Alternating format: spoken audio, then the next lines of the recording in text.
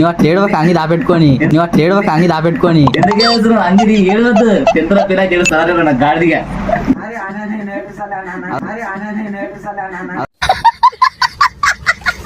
బిందాస్ ఉన్నారే, 100 kilo chicken తెచ్చుకో, మంచిగా ఫ్రై చేసుకో, ఫ్రై బర్రెలు తెచ్చుకో, తినే అర్థంగా అనుకో, అంత టెన్షన్ పోతాయి. అంతేగాని ఏడవద్దు ఇట్లా అంగి మూసుకొని ఇంట్లో బాధపడే సరేనా. షేందికి పోయినట్టు పోయి పుర్ర మందులు తాగుడు. ముందే షేన్కి ఎందుకు వస్తావు? నీకు ఇప్పుడు రిజల్ట్ వచ్చిందా? షేన్కి ఏం పనరా? అదే నేను షేన్కి పోతాను ఫెయిల్ అయినా అంతే. ఫెయిల్ అయినా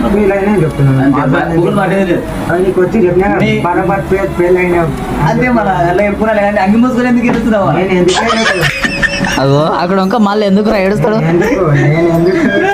ఫెయిల్ అయితే ఏడుస్తా చేసుకోని చెప్పాలి. అలా చెప్పు కదా, సూసైడ్ చేసుకొని ఏం చేసుకొని సూసైడ్ చేసుకొని ఉరి పోసుకోను ఉరి కూడా పోసుకోను.